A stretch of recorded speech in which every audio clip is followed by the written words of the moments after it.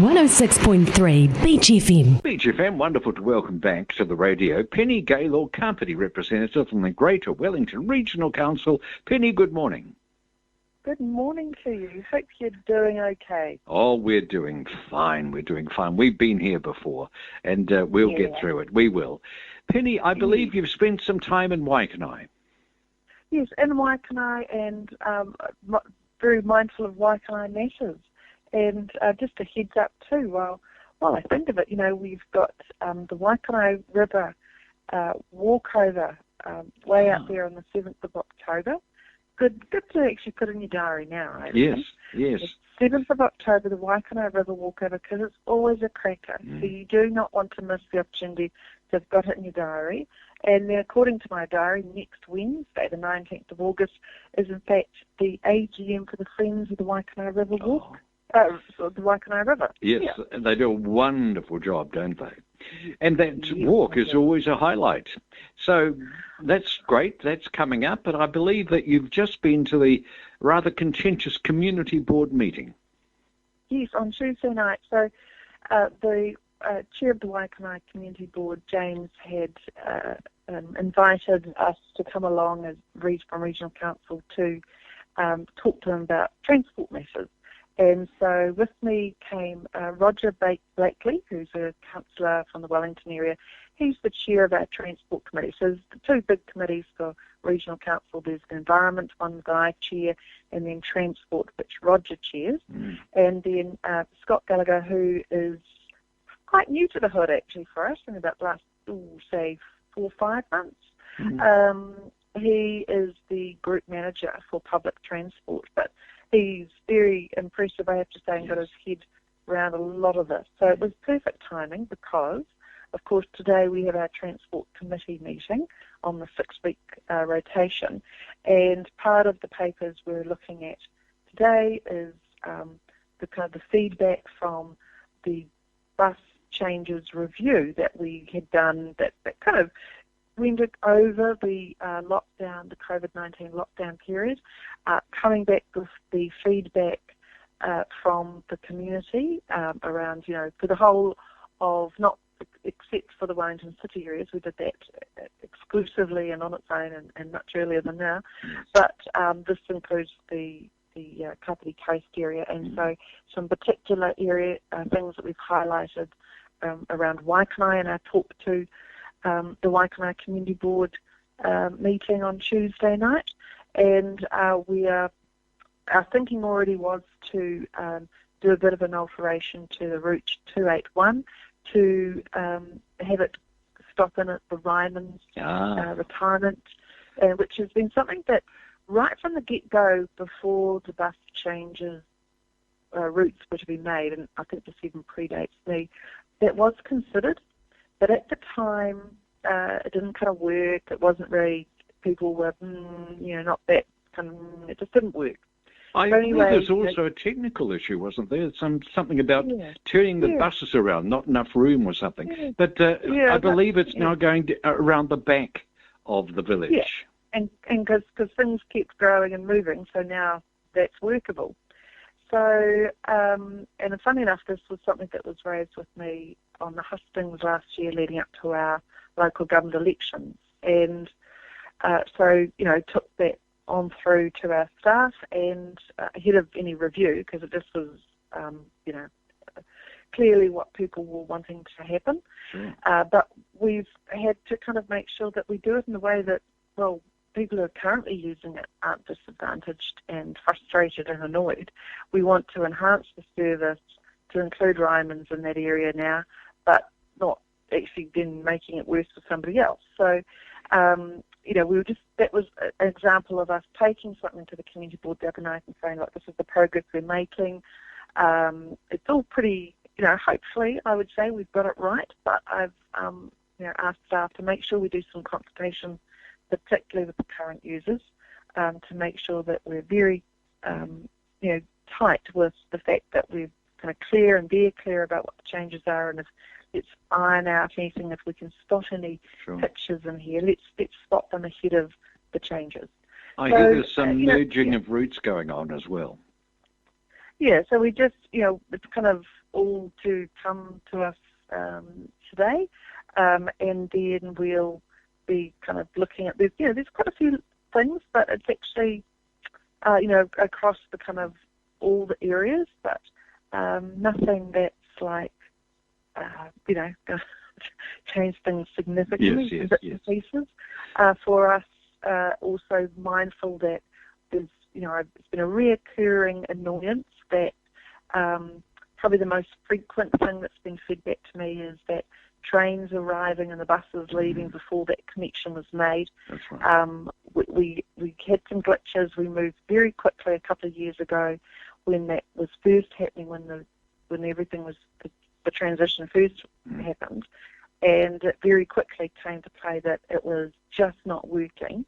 So we actually adjusted within the first month, essentially the timetables to kind of tweak that to make it work better. So here on in, it's actually been a case of occasionally a driver has got it wrong, occasionally things have not worked. But one of the things we're going to tighten up just that bit more is that we're actually putting it into those key performance indicators for our contracting bus companies to make sure that it is absolutely adhered to. So we should very much hope that it is, I would love it to be ruled out completely. That, human error comes into play sometimes, mechanical problems, whatever. But we continue to be focused on that as an area to sort. Is there also a systemic issue? As you're aware, I travel the buses a fair bit, and I know most of the bus drivers, and they tell me that often they are not aware how late the trains are. And it's a sense, I just wonder, because there are these things called cell phones these days, and people can actually talk to each other. Do you think there is a bit of a problem with communication as well? Yes, I've heard that too. So again, that with us putting it formally, reinforcing it formally in the contract, that specific kind of touch point, that would then be up for the bus companies to determine how they deliver on that KPI. So if it's getting cell phones for the bus or whatever, that's for them to sort out, but just to make sure that they sort it out. Fair enough. Yes. So then the other topics we did at the talking about transport matters was the toilet at the Waikanae train station, which is something I'd been busting to get in. And we put into our long-term plan a couple of years ago, and so now we're on the verge of actually getting that the changes in there and sorted for people, for users. Excellent. And then the other thing that was raised, and then we knew was coming, but that particularly James Westbury was raising, was around more parking and just the whole, just the general parking situation, not just for our commuters, for people working around the Waikanae, Mahara area, people who are coming to shop in the shops there. So, it's just the strains that are put on for parking because commuting services have got more and more popular each year, and hopefully it's a good sign of more people are being employed in that area and more people are coming to shop in that area. Indeed. Yeah. So the changes, I must say I've got a fair bit of intelligence about the changes, and they seem to me to be pretty reasonable. They are being signed off today at the Transport meeting. Yes, and so so as we speak, but if anybody wants to go onto our Regional Council website, find our agenda for today, and it's the Transport Committee. So I'm thinking that find the agenda there and have a look through, because there's some really good material in there about kind of the kind of feedback we've had from people around the kind of issues that they've raised, that they've got problems with, whether it's the timetable or whether it's the connection points or whatever. So, interesting reading for people. And that's where we finished our Greater Wellington Regional Business in the interview, a recorded interview. These people are incredibly busy these days, and as she may have mentioned in the interview, she's currently taking part in the Transport Committee meeting. A lot of meetings going on these days. I then went on to something really as background for myself, because we have an interview tomorrow, which I'm sure will feature a subject which I find quite disturbing. And I tried my luck to ask Penny her views on a subject that I knew she had an interest in, and she was very forthcoming indeed. Penny, you may not want to comment on this. As I mentioned, a contentious meeting. I believe that Councillor Prvanov lodged a motion about another board member. I'm speaking to James Westbury tomorrow morning on the radio, and I know he's got quite strong views about what ensued. But you were there. What was your impression? So it's good for me to kind of clear my hand, shall we say, is that I had to leave the meeting before they actually then did that step, because it was after 9, and okay. I had to go rescue children from sports training. It was a lot of people at Waikanae Community Board meeting that night, a lot of residents from Ferndale, for example. But yes, I had indicated, and I gave my support to Jocelyn as an elected representative on the Kapiti coast. It's not my business to poke my nose into the Kapiti Coast District Council, but however, as an elected representative in this district, I too have been the target of the Waikanae Watch website, and it was on the basis of that this motion was put forward by Jocelyn. So I left a note, and James read it out, that I supported the motion and congratulated Jocelyn for bringing it forward and thanked her, because as a woman who is elected by this community, over the years I've had a tough time from some people, just a few of them, and this stuff is not okay. And it's only when the likes of Jocelyn, supported by the other woman on KCDC, when we can all get together and support one another, rather than one person putting their head up and getting it chopped off by those types of people, that we all stand together on this stuff and just, turn back to these people and say, no, this is not okay. It is abusive, it's offensive, and this is nothing about the issues that we need to discuss and debate with our community on. It's just personal. So, so I was really, like I said, it's not my usual way of doing this sort of thing, but as I say, I'm representing this community who has, like Justin and the other woman on KCDC, been targeted by this website. I felt it was appropriate this time. Penny, this is interesting because you've got a background in media, and in fact you have an interest in the Otaki Mail. So in that context, I ask you, is there any issue with freedom of the press in this regard?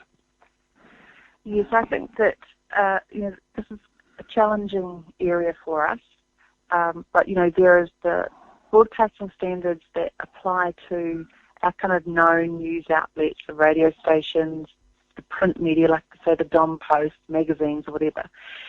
But in this day and age, when you've got things like a blog popping up, but then somebody claiming it to be some sort of actual media outlet and gospel as such, however, if they're not members, accredited members of, along with the other media, there is no recourse for the likes of me if there's been something terrible from there or untruths published, that you can actually go and complain.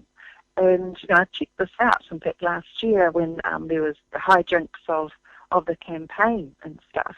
And there's no protections for people. They can just get away with whatever they want to say. And as has been shown, there's been all sorts of things said on, for example, the Waikanae Watch.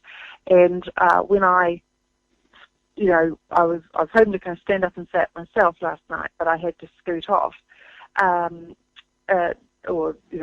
Tuesday night. So I just knew James Westbury read out my sort of statement to say I supported Jocelyn's motion and thanked her for putting it to the board. That I tabled an example from 2 years ago.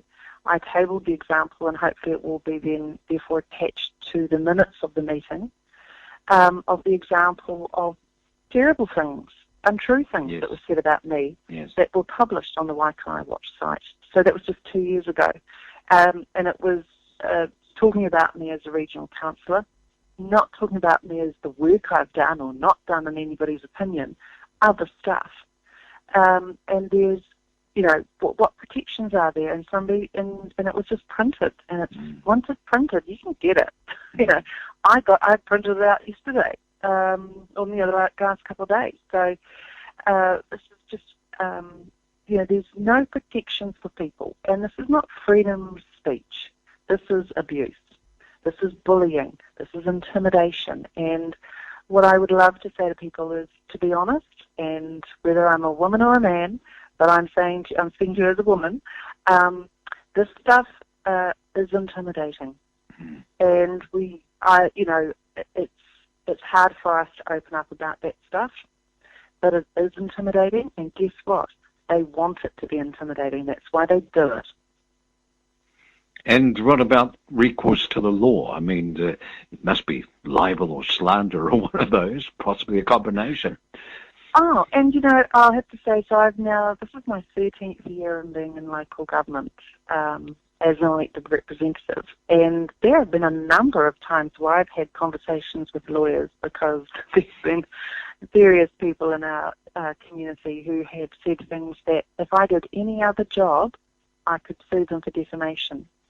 However, every time I had that conversation with QCs, it's been the observation that because I'm an elected representative, the bar is set at a different place. So I don't get the same protections as anybody else simply because supposedly I have a job where I don't get to be protected. I'm not allowed to be protected by the law. It's pretty ridiculous. It is. And also, of course I don't want ratepayers to pay for a defamation case under my name. But at the same time, there's been some pretty horrendous things done to me and said to me just because my role in this community is as elected representative of the people of this community. So, yeah, it's not even a grey area. Wow. There's nothing that gets done and can be done. Well, you said more than I expected you to there. I hope you consider you get a fair run out of BGMM anyway. Absolutely. And you're a proper media outlet, and you're completely professional, and there's no excuse for those other things, because other places to behave in the way they do. So it's just that nobody calls them out. So that's what Jocelyn's motion was about.